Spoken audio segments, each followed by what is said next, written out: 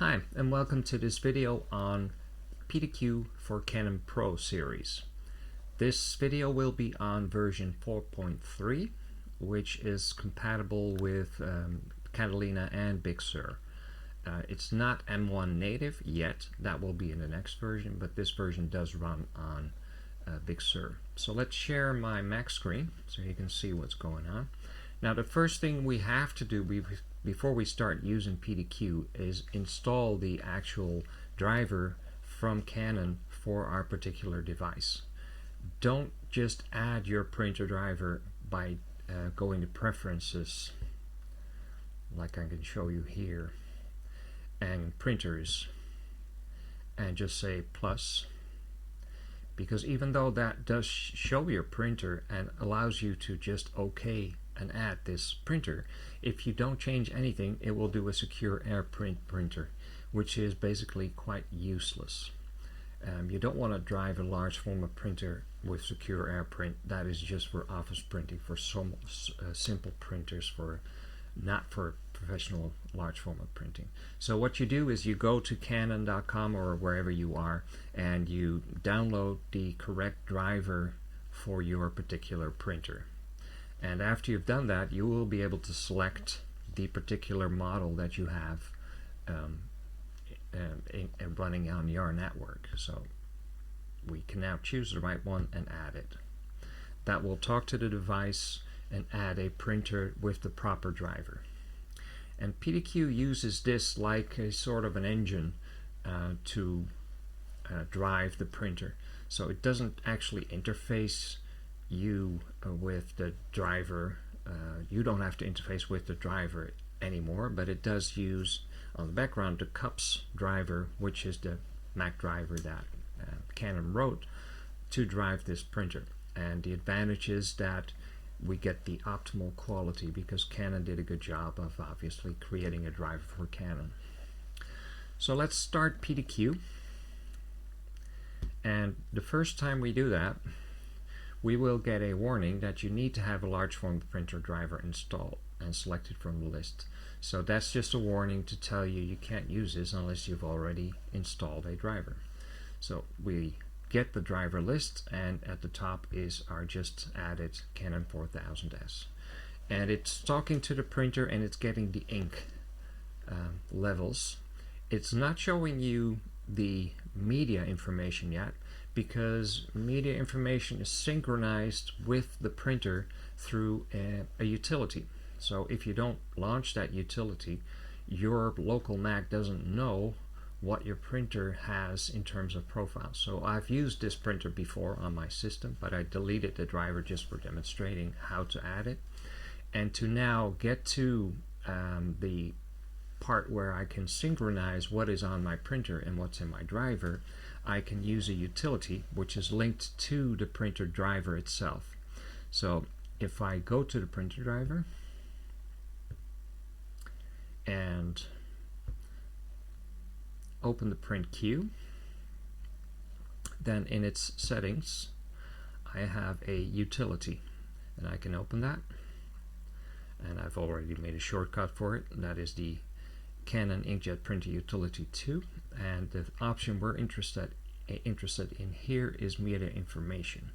So media information updates the media information of the printer driver. So if you hit that one, it will talk to the printer and get the list of profiles from your printer installed onto your system. So I'll do that now, and it will just add those files, download them onto your Mac. And when you do, then PDQ and all other applications can start using that particular media type. So whenever you add a media type using the media configuration tool, you have to do this little trick of synchronizing the media with the printer and your system to make sure that you can choose that new media type that you've just added. It takes a while. These applications that Canon wrote aren't blazing fast. The printer is pretty good in its speed, but some of the software interfaces are just very slow, so we'll just have to wait until it's finished. The other utility that you will need later on is the media configuration tool, and that's an optional download. So if you've downloaded your driver, there's another download which is the media configuration tool. If you only use Canon media, you don't need the media configuration tool by definition, because you basically can use the factory supplied profiles and stick with that. But if you want to get the most from your printer, you'd be better off using the media configuration tool and then optimizing and profiling your printer yourself, because there's nothing better than a printer that is profiled specifically for your particular printer, because a profile is a combination of the printhead status, the media, the ink, the environment in which you're printing, all put together, and then getting the optimal quality from that. So if you just download a profile from a manufacturer and use that, it's not made for your specific printer, and it might be accurate, but it might also be off a little bit. So better quality can always be obtained by creating your own Icc profiles. Now, new in the 4.3 version of PDQ is that the Icc profiles that PDQ uses are completely interchangeable with the ones that Apple uses in ColorSync.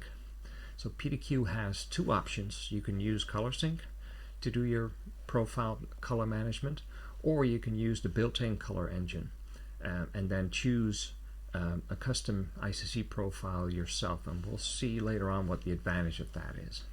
Now it's been updated, and it tells me restart the application that you're using for printing.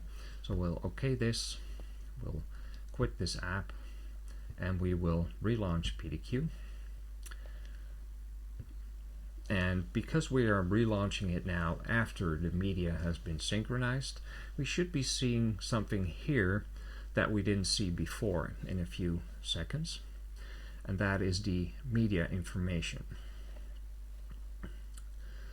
So let's wait if we're getting it. There's always a small delay because it doesn't update that media information every second, because it won't change every second. So here we are. We have on roll 1 my luster, and on roll 2 my matte paper, and the widths that it has currently loaded. So this is showing that even a custom media that you add is shown here in PDQ with a proper name.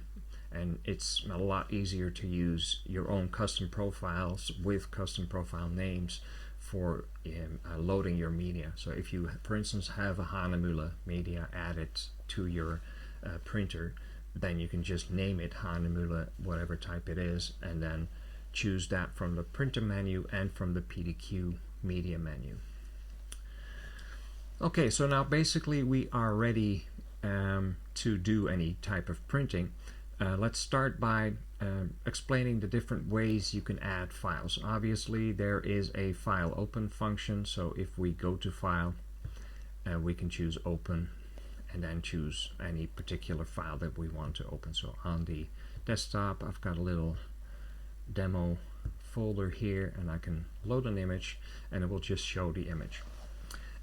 As soon as an image is shown, it is shown at the size at which it was saved. Now this was saved as a 72 dpi JPEG file, so it is quite large. It is 2000 millimeters almost wide, which is wider than our 44-inch printer, because that's just way too big. So if we see a number in red here, it means that it won't be able to print it fully.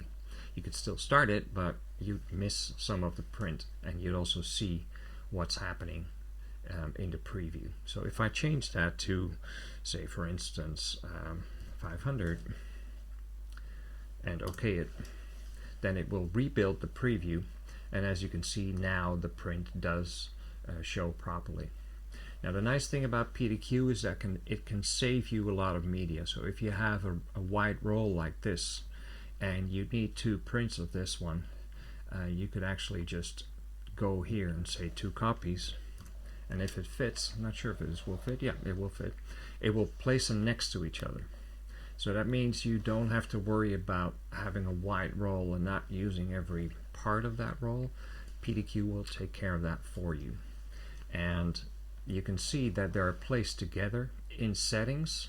So anything that's defined for the printer particularly is defined in settings. If you want a spacing between the jobs, you can enter a spacing value, and now it will rebuild the preview with a 5mm spacing in between. And I can just add files in a different way by using the plus. Let me add a few more files.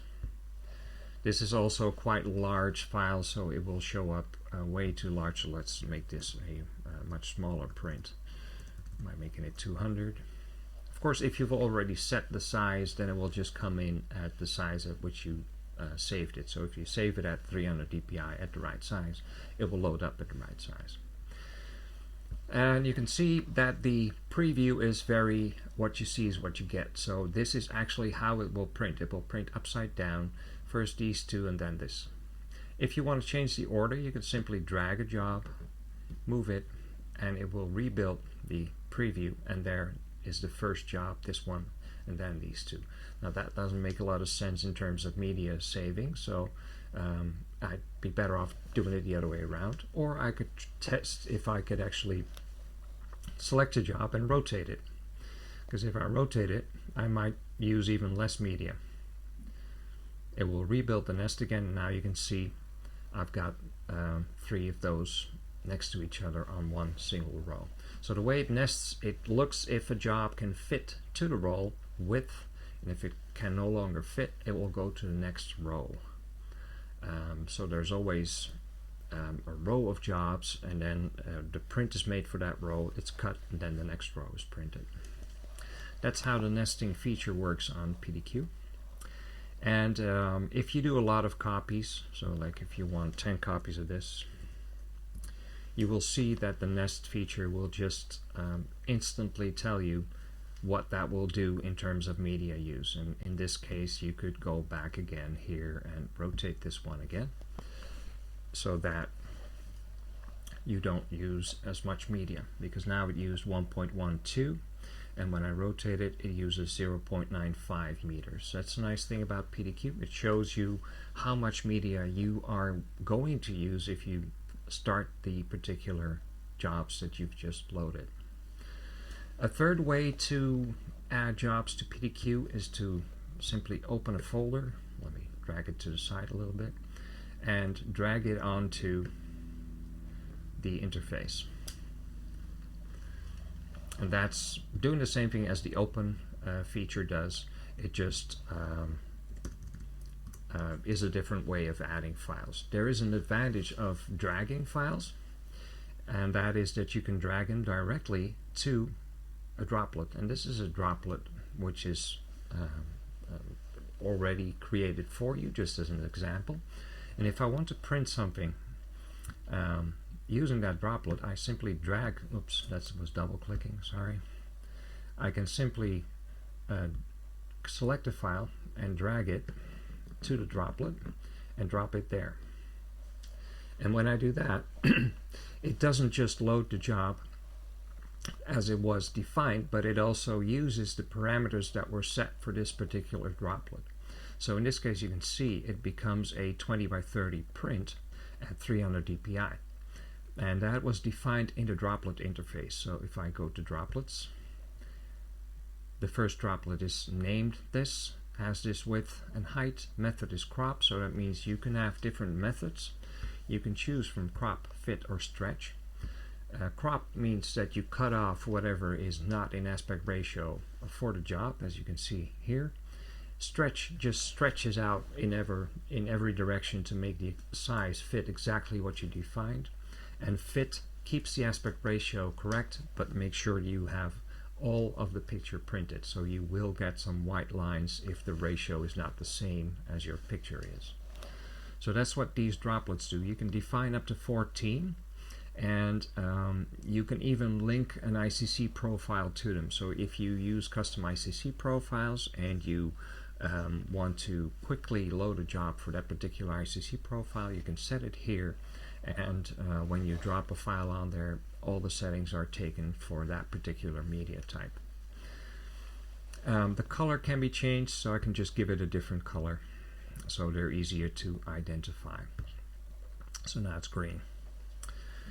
So that is the third way of, or fourth way of adding files to the interface. Now once you have a job on there, let's like for instance this one, and you want to do something like make a canvas print for this one, you can go to Crop Plus, and then you have an editor for the entire picture, and you could say I want to have an edge added to this particular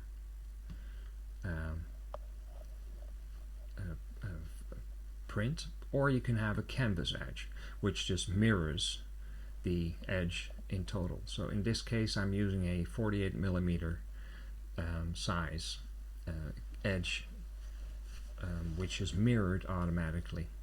I won't do too big of a print now because it won't fit on the roll, so I'll just leave it at this. You can make it as big as you want, as you need, but obviously if you make it too big you will need to have the width available on your roll. So in this case I'll just make it fairly small and make it a canvas edge and OK it.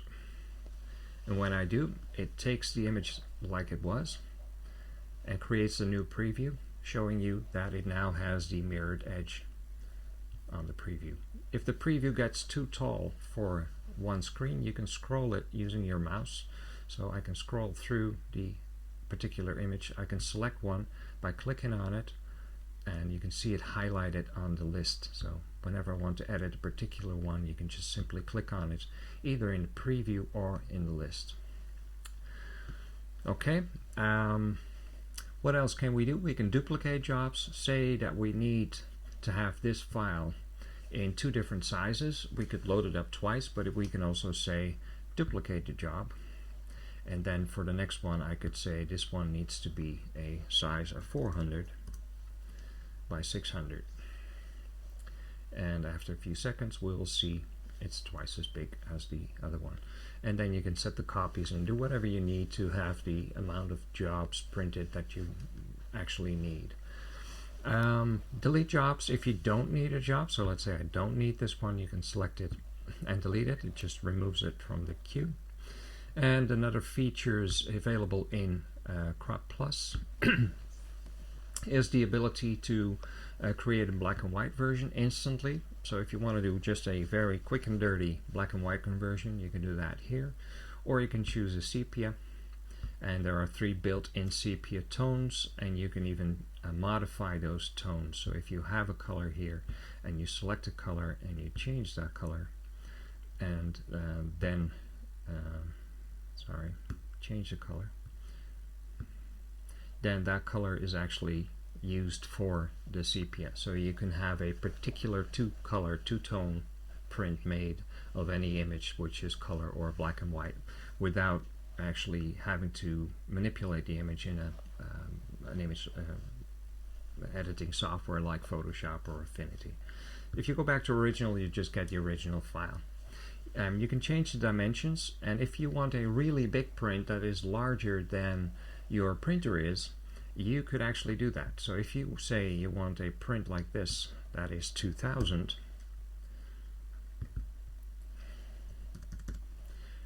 you cannot do that here. Let me do that the right way. If you want to make a really small, large print, then you have to define that large print size first in the queue. So let me cancel this, and let me just make this as if I wanted to print it at 2000 millimeters, so 2 meters, which is wider than the printer is. Then obviously I will get a warning once it's loaded, because it will tell me that this particular file is too big for the media. So you can see that it's no longer fitting on the media. So now if I select that file and go to Crop Plus, what I can do is actually switch on tiling, and I can do tiling in both directions, horizontal and vertical.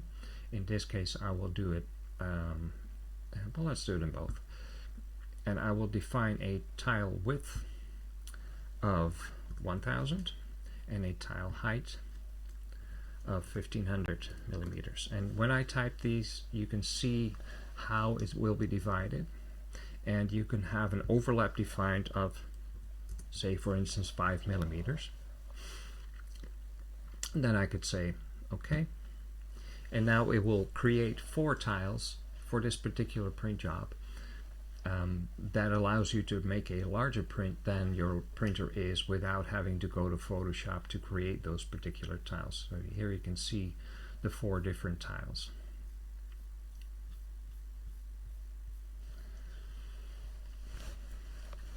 So let me just get rid of a few jobs here because it got a bit messy now. Let's get rid of these. That's just bringing it back to this. Now, the other thing that we can do is we can have voice feedback. So if we switch on the speaker, Canon_Pro_4000S, it will give you voice feedback. The useful thing of that is that if your printer is not in the same room as you are when you're driving it, then you won't hear when it's starting or finishing or giving you an error message. So by having voice feedback, you can tell that your printer needs attention or is finished just by having the speaker on. Okay, then start obviously just starts driving the printer. So let me just demonstrate what that does without actually printing. I'll just cancel the printer driver. I'll pause the driver and I'll start this job.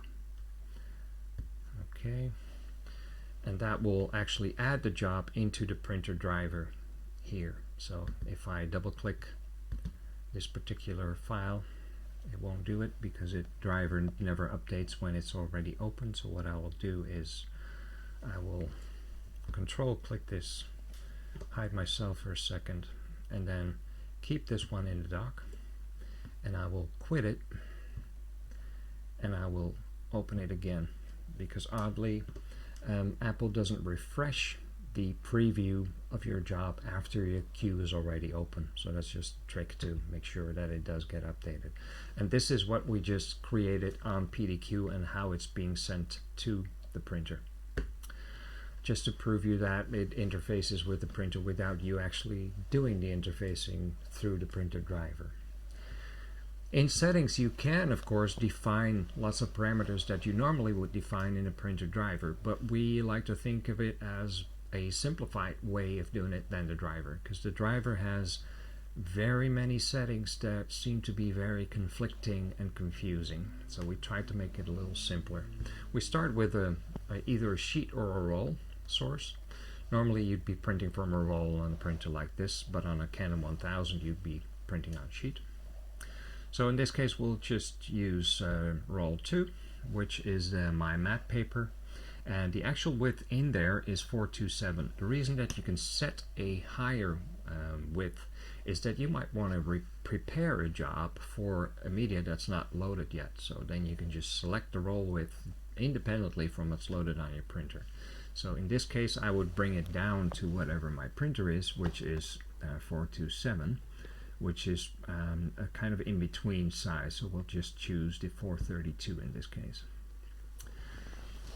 And after a print we can choose to cut it. That would be the normal way to do it. If you have very sensitive print material and you don't want any scratches on it from cutting and then hitting the other print, you could leave the cutter off and then have the printing done or the cutting done afterwards. You can then also of course print roll to roll, which is a standard feature of the Pro Series roll printers.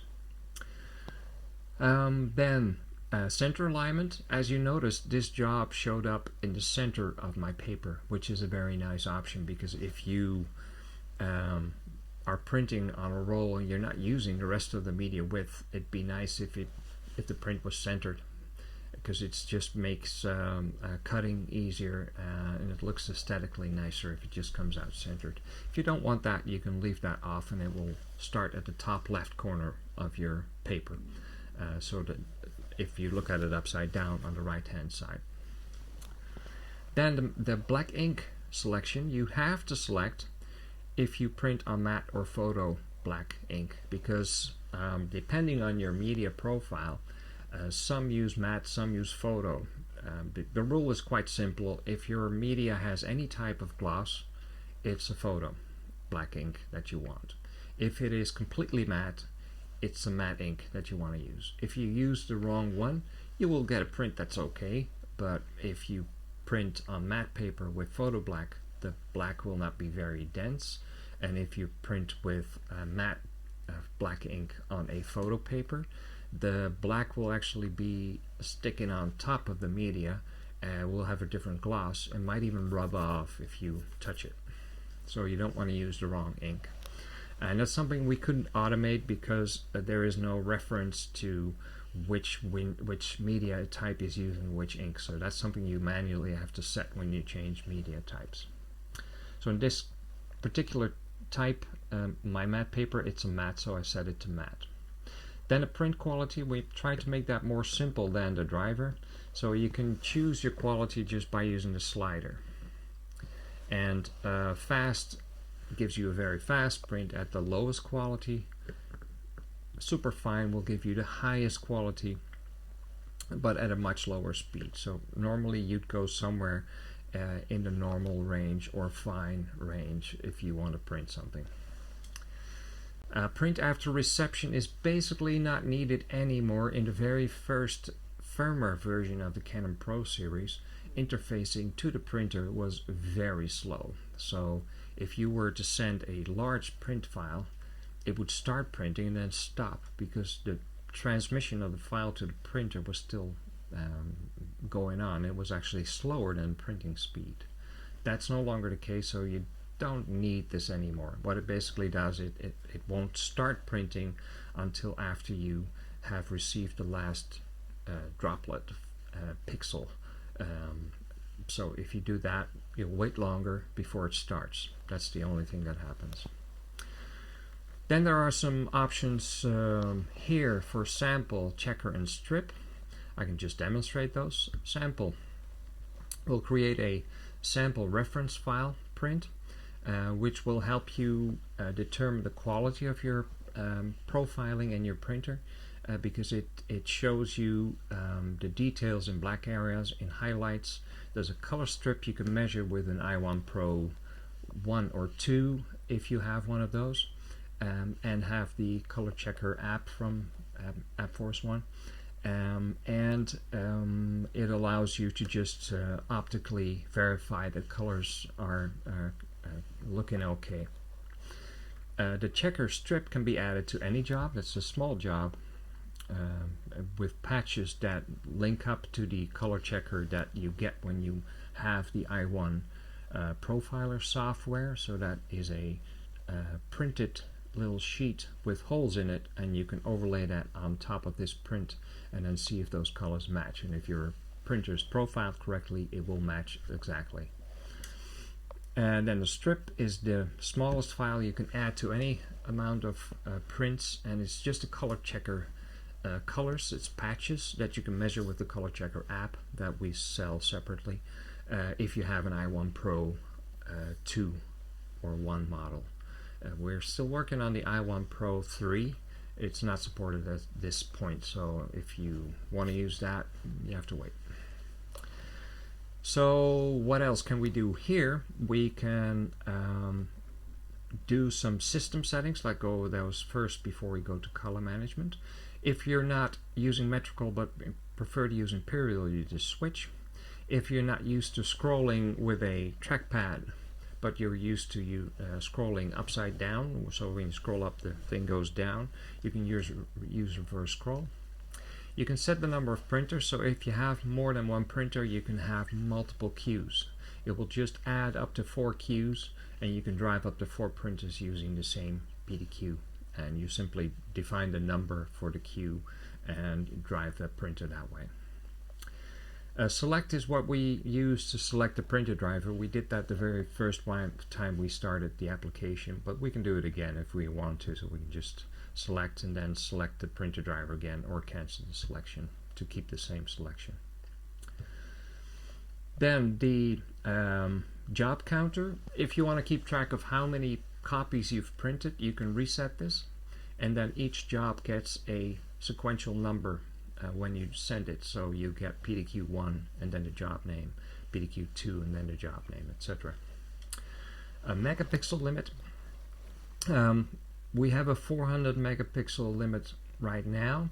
It's a memory restriction.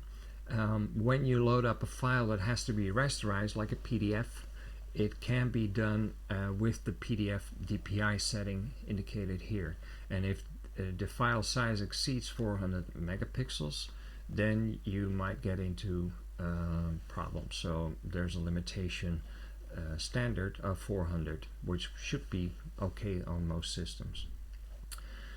So as said, PDF DPI rasterizes PDFs into a flat image file, so you can print PDF files by dragging them onto the interface, and they will be shown as individual pages per file, or individual files per page, I should say.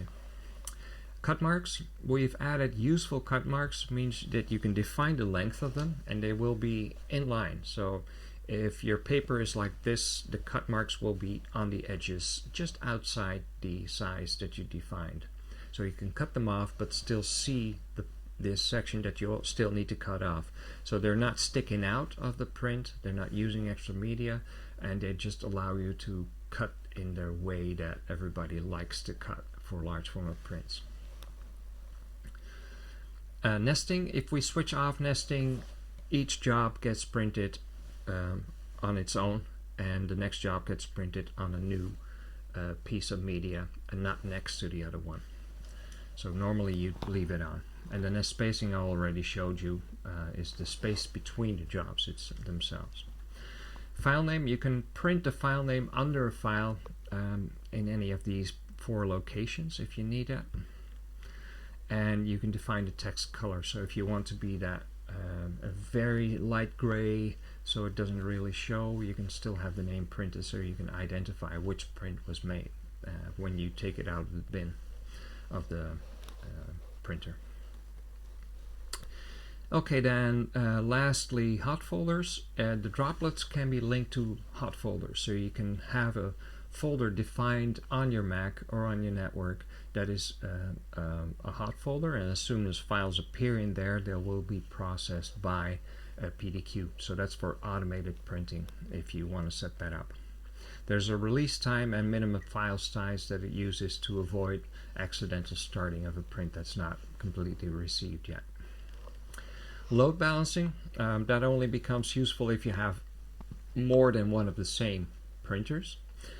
What it basically does, it looks at how many jobs are in queue for that particular printer, and the printer least busy will be getting the next job. So that means you can have 2 printers running, and if one is having 3 jobs and the other one is idle, if you send the next one, the idle one gets the job. Then the maybe the most complicated part of large format printing, color management. There are basically 2 ways of driving Canon Pro Series printers with PDQ. The first one is the most simple one, and that's the default one, which is completely identical to the Canon printer driver on macOS. So you get no extra features, but the color behavior is exactly the same as the Canon driver is. So you know it's going to be okay. It's going to have its limitations, because as soon as you want to add custom profiles, it becomes a bit more complicated. So to demonstrate that, I will show you now the process of adding custom profiles. But first let me show you that you do have 2 other options: none for profiling and application for PDQ color management. So the basic choice you have for color management is don't manage anything, just print native, which you would only use if you're printing an Icc Profile target for a new media type, or for one that you've done a long time ago, or for one that you want to replace the factory Icc Profile with your own. Then you can go to none and then print a target. So the way that works is you select none, then you select the media type, because you do have to have a media type that is already known inside the printer before you can profile it. So you do that by using the application called Media Configuration Tool. That's a separate download. So I will show that in a second by adding a new media type. So once you've selected a media type, let's just choose the one that I actually am working on. Let's use any, doesn't really matter in this case. If we want to print a target, we have to make sure that this media is of course now loaded into the printer, which it isn't, so we'd have to load it first before we start the print. And then we can enter the name of the media, so the actual name that we want to have displayed as the Icc Profile name, and we can enter an email address, and then the button target becomes enabled. So let me just do a new media and enter a generic email address that I have. If I now do target, you can see there's 2 pages being added, which are Icc targets. So if I double click a file, I didn't show you that yet, but if I double click a file, it should, but it doesn't show the file. Well, that can go to crop plus. I probably changed that, forgot. So this is the Icc target file, which is a 2-page file with 1000 color patches, which is then sent to the printer and can be measured by profiling software that's not included. So if you have i1 Profiler or any other version that is compatible with that software, then you can do your own profiling in PDQ the easiest way by just selecting the name and an email address and print those. Why do you enter an email address? We're not collecting that, but if you want to have us make a profile for you, you can by mail send us the printed targets, and because your email address will be on the print, we know where to send back the Icc profile we create from it, and all the information we need is already printed on the target. So it's the easiest way of external profiling. Okay, then to go back to the other options that we have available, if we select printer media, default printer color management, the only thing we have to select is the media from the list of media types that is available. And that's automatically synchronized after you use the tool I'd shown you at the very start. Now if we switch to PDQ managed colors, then we still have to select a media type, but we get another button here, which is a load button for a custom Icc profile. The advantage of using this is that you can now define the rendering intent from any of these 4 intents, including relative, and you can choose black point compensation. And both these options are not available in the standard driver by Canon anymore. So if you want to have control over your colors, and I assume you do, then using a relative intent and black point compensation means you can get a good print on a variety of media without all colors being by definition different on each of the printouts, because the standard way that Canon uses is actually perceptual, and that scales the colors to whatever the color gamut is of the media you're printing on. So if you have a glossy media, the gamut is quite large, so all the colors get scaled up. So you get a brighter red, a bluer blue, a greener green, etc. If you have a very matte media, like a plain paper, everything is scaled down to fit that particular paper, which means that every color is different on every paper if the paper is slightly different from the other. That's not very useful. So I prefer to use relative and black point compensation. And black point compensation simply avoids the problem of, for instance, on a matte paper, you cannot print the photo black of RGB 000. You can print something that's closer to 20-20-20, which is more dark gray than a black. So what black point compensation does, it scales up that particular black, so you maintain details in black. If you don't, anything below RGB, say 20 or 30, becomes even black or even dark gray, because it cannot print any more dark colors than that. and that doesn't look very natural, and you lose details in dark areas, so black point compensation avoids that. Just if you want, you can adjust the saturation from neutral to negative or plus. Some people like vivid colors, so more color saturation in their prints, and you can adjust that with the slider. Normally you leave it at neutral. Okay, that is basically all the features that I can go through. Now the only thing I haven't shown you is the actual way to add a media profile. So let's say that we now want to add our own custom media to the Canon printer and have the profiling set up for it. And the first thing we have to do is, if you haven't downloaded it, you have to first download the media configuration tool. It's a separate download from Canon. And if you start that, you can select your printer and OK it. It will then acquire the information of the available media types that there are available for this particular printer. And as you can see here, the custom media types that I've added are listed here as well. So this is the My Luster and the My Matte paper. So if I want to add a new one, I can do that here. So this would be the place where you start. So let's say that we want to add a Hahnemühle photo rag media. So we would go to plus, and it takes a while. The media configuration tool is very slow, so you end up waiting quite often for it to finish. It's better than it was, because it was really slow. Now it's just slow. So you start off by choosing a paper type. So when you have a media type that you're profiling, because it's not a standard profile that's already on your printer, you first have to select a media type that is as much like the one that you're actually going to be printing on.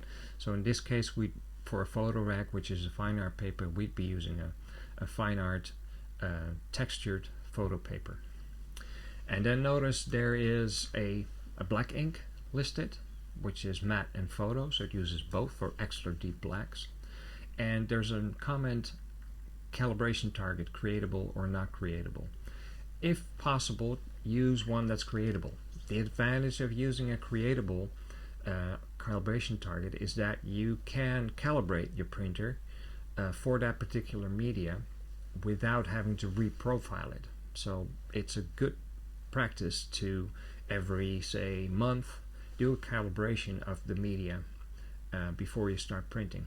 Basically what it does, it takes 0 to 100% of the basic colors of all the basic ink colors of the printer, and makes a curve that adjusts for the behavior of the ink. So if your 90% cyan is actually not 90 but 85, the curve will get adjusted, which means that if you do a calibration, it starts off being a neutral behavior for each of the colors, which is good to use as a basis for your profile. So when you add a paper, choose one that's creatable and then do the calibration for this particular media.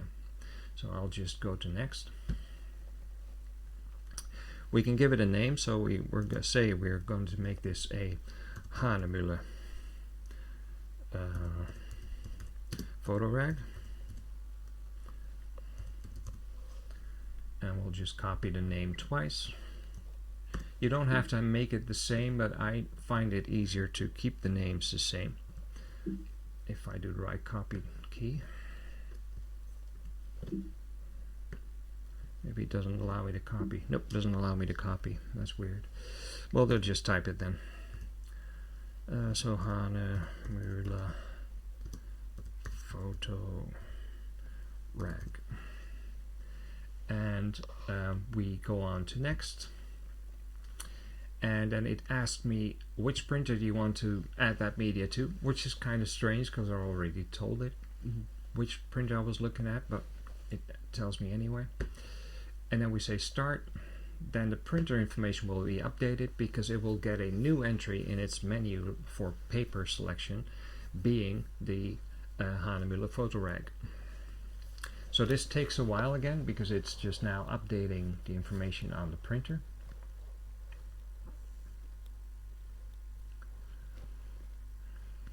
And I wish they would make this a little bit faster because I spent some time waiting for these utilities to be finished. Okay, it's done. And then you can even automatically have the driver media information updated. That's the step I showed you at the start to get the media information. So let's do that. Yes. And it confirms, and it's checking the media information and now updating my Mac to have the latest information of media profiles, including the photo rack one. So this takes again some time to check and get the information. It's done. Okay. And now we can still edit the information, and that's useful because we go to edit. We can do some adjustments that are needed. So I would recommend you do a paper feed adjustment. I won't do it now because it just takes a long time, but basically what it does, it makes sure that when the paper is fed before the next print swath is put on paper, that the feed length that it's using is actually making the image without lines, so without white lines or overlapping lines making them darker. So if you get horizontal banding, so horizontal being opposite to the paper feed direction, then you know that your paper feed adjustment needs to be corrected. Then your advanced print settings, you can select a different drying time, choose to have your cutter off or on, and select which tube size your paper is on. And in advanced paper settings you can define what type of print you'll be making on this. So if you're going to be making, well, everything's image here, but if you're going to be making print on a media that can take a lot of ink, you could go for medium high ink usage. If you want to do a very economical print, you can use a small ink amount. So you can define how much ink you will use, and the gamut that you get, the color gamut, will be determined partly by this. You could say, well, then I always use largest, but some media types don't handle that amount of ink well. The ink starts to run and bleed. So you want to check if the ink usage is actually possible on the media type. So leave it at medium, small, or standard normally, and do a test print to verify. It will show you which is which, and you can choose the right amount of ink usage for your particular media. Then the paper thickness, height can be adjusted auto, and if the media is quite different from what you chose as a preset, you can adjust it here. And also the same applies to the vacuum strength. So if you want less vacuum or a strong vacuum, you can overrule that. Then the calibration target. After doing the paper feed adjustment, you do the calibration target, and basically it prints the standard ink colors and measures them by the device itself. So that's the calibration that's done before you do the last step, which is the Icc Profile. And the Icc profiling is done from PDQ, so you just start PDQ, choose your media name, and make sure that the media is loaded. I could do that now because I added the paper, and then actually start the profile print. Then from your Icc application, you can create the profile, or you can ship the printed target to us and have us create an Icc profile for you and email you back the Icc profile file. And once you have that, you would actually use this utility in this particular place to browse to the Icc profile. So it would be any of these. So let's just add another YMAT to it. And then you would say update, and that would update that particular media type. Because the name doesn't change, nothing on your Mac needs to change, but on the printer the profile will be replaced by whatever you place here. So if you get a profile from us, this is where you add that to your particular printer. And then the advantage is that if you use that media on any other printer, on the other Mac that you drive your printer from, as soon as you synchronize media types, they all can use the same media type as well with the same correct profile. So it makes printing consistently from multiple Macs on the same printer much easier. So once you've done that, I won't actually do it now, but it will just update and it will be ready and you can just start printing. So I'll just cancel it for now. And when I relaunch PDQ, I'll quit it and relaunch it, and then go to settings and look in my media. Then you will see that I have now no profile that is called PhotoRec, because I did not OK it and upload the profile. So there is no actual profile yet. So I cannot choose that. So in that case, to print the target, you would use the top one. So you'd use this setting to print your profile target. So if you go to profiling mode, this is what you'd use as a media profile, and then set your media name and then do your print.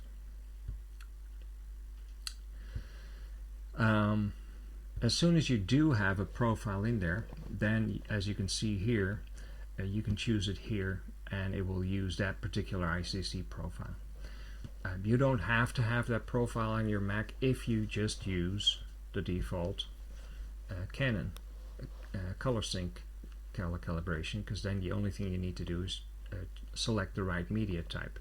So if you let's see, can I see that one here? Nope. So it's not synchronized, so let's check that. So I was expecting the PhotoRec to show up there, but it didn't. So I'll quit this. And just to make sure, it could be because I paused my printer, oddly. I'll just cancel this job. Go to Utility, open the printer utility, go to Media Information, go to Update, click OK. It says it's complete. Let's open PDQ again.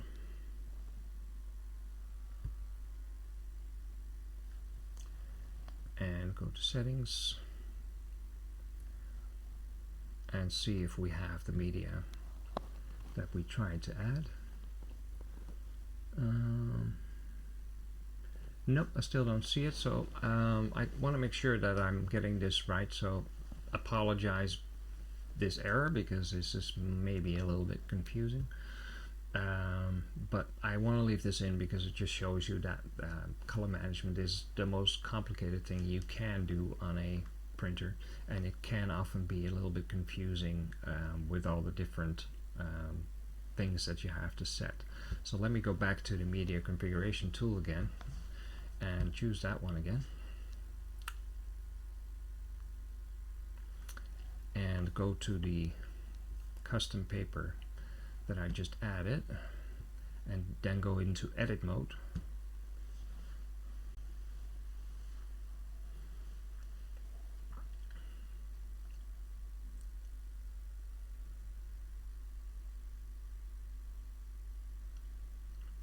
And to verify that indeed it does get added, if I add an Icc profile here, I will just select one that is not actually accurate for this one. Maybe I still have one that is somewhat fitting in name. Let's see, no, not really. So I'll just use a my mat for this one. No, I'll use a different one. I'll use the PDQ CMM luster. Open, and I'll say update. Yes, and start. and I confirm. So it again updates the profile information on the printer, because that's where the Icc profiles are stored, and that again takes a while.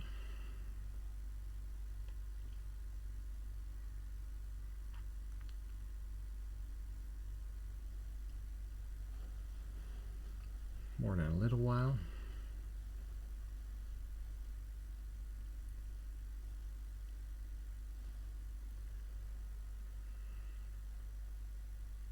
It's done. Okay. And now it does say, do you want to update the printer driver media information? So I'll say yes. And I'll say okay. And now update. And as you can see, now it does want to do something. So only because I added the Icc profile step in the last step, it now starts to synchronize the media with the profile. It's kind of logical, because if you do a custom profile or custom media and you don't add a profile, there's nothing your Mac can use because there's no profile. So that's why you have to do this last step in the media configuration tool of selecting your Icc profile and uploading that to the printer before you can do this step. And it says restart the application that you use, so I'll okay this, and I'll quit PDQ, and I'll restart it, and I'll go to settings, and now I should see the media profile that I just chose, which is that one, the last one. So the 4000S PDQ CMM Luster Icc, that's the one I defined. So that's the media that I would use. And then I could do the print like this, or I could do application, color management, still use the same media profile, but also here then choose this particular media profile and choose the rendering intent. So maybe a bit confusing, but I hope the message didn't get too much disturbed by me making the error of not adding the profile. If so, I may do a new video including the entire profiling procedure and then cut out the parts that are boring, because it will just take longer because of all the prints being done and me having to measure stuff and things like that. So we do have now the new media added, and we can use it in the application, both in application managed or printer managed. Just remember to name the profile, if you make it yourself, in a way that you can recognize what you made it for. So include the media name in there at least, so you know that the profile was done for that particular media and you know which one to choose. Okay, that was a long explanation of profiling. PDQ will evolve further because there will be an M1 version of PDQ in the not too distant future, which will be faster than the current one, and we will try to keep PDQ in line with new releases by Canon. So like we updated the PDQ for Canon Pro Series with the 2100, 4100 and 6100 printers recently, and we will continue to add new printers as they become available and start to be used. So that basically is the presentation on PDQ for Canon Pro Series. I probably will do another one which has the entire profiling separately, and then mention that in the notes on this video, and if you want to see that entire procedure, you can just watch that video only. For now, if you have any questions or issues, please contact AppForce1 at appforce.one or at the support at appforce.one email address. If you like it, feel free to leave a positive review in the App Store. If you have suggestions for improvements, or something doesn't work the way you want, or some things are just unclear to you, feel free to contact us. We gladly help you get things sorted, and we just want to make sure that you don't get stuck in something that you find confusing, and we may be able to help you solve it very quickly. Okay, then I'd like to thank you for watching, and I wish you a good day, and I hope you enjoy using PDQ. Bye-bye.